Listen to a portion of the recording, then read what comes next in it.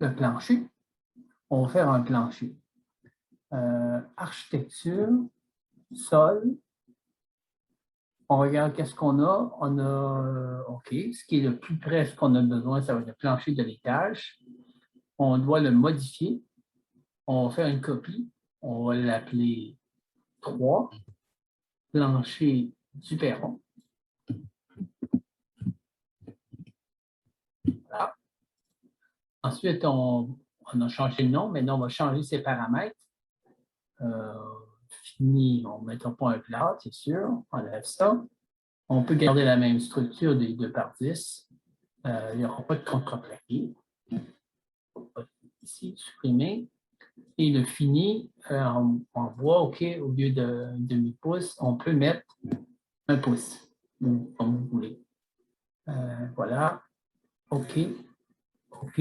Maintenant, on a un niveau plancher qu'on veut faire. On va faire à partir du, non, pas à partir du mur de la fondation, mais à partir du rez-de-chaussée. Il ne faut pas oublier que le perron est 7 pouces en dessous du niveau, donc un décalage négatif de 7 pouces. Ça, c'est bien. On va cliquer ça. Et aussi, on va faire un rectangle et on va faire un décalage de 5 pouces. Et je fais mon rectangle à partir du rez-de-chaussée. Ici. Puis je vais aller chercher la grille. C'est bel et bien ce que je voulais, oui.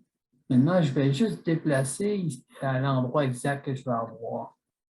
Je voulais avoir 5 pouces de la grille, en avant et en arrière, mais du côté du mur, je vais le déplacer, modifier, aligner. Je veux l'aligner juste derrière l'isolant, ici. Voilà, accepter. Accepter ici aussi. Puis maintenant, on regarde sur la coupe si on est au bon endroit. Ouais, on est au bon endroit. On peut prendre l'isolant, le déplacer un petit peu jusque-là. Voilà, on a notre plancher.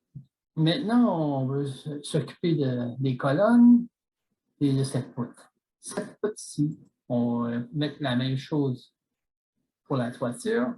Donc, on va la copier sur le papier pressé et on va la coller à un niveau aligné. Si je prends celui-là par exemple. OK, ça marche.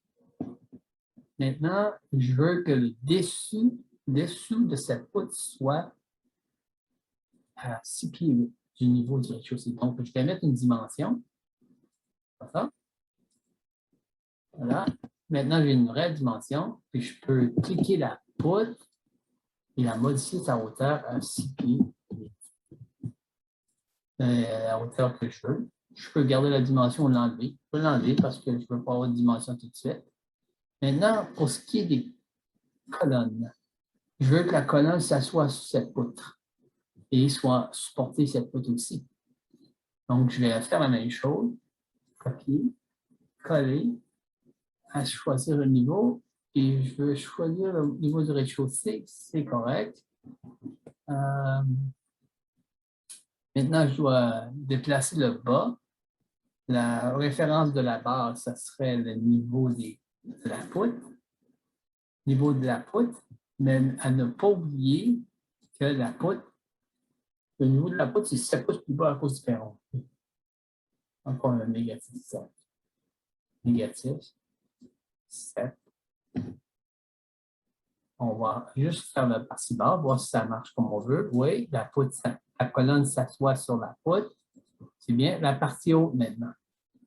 La colonne 3, à partir du rez-de-chaussée, c'est notre 6 pieds 8 qu'on vient juste d'insérer. Voilà. Est-ce que ça a marché? Oui. Et maintenant, on peut aller en élévation sud.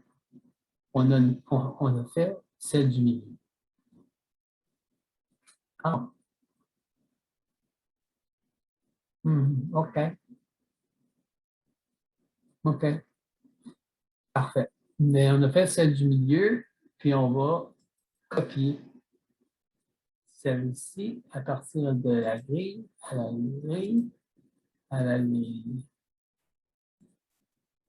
Parfait.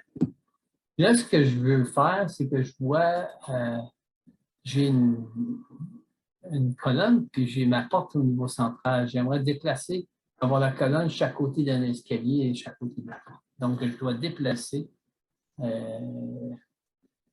la structure centrale. Je vais retourner sur le fondation. Je vais commencer à déplacer les choses. Ça, la vis, à déplacer, je me rapproche.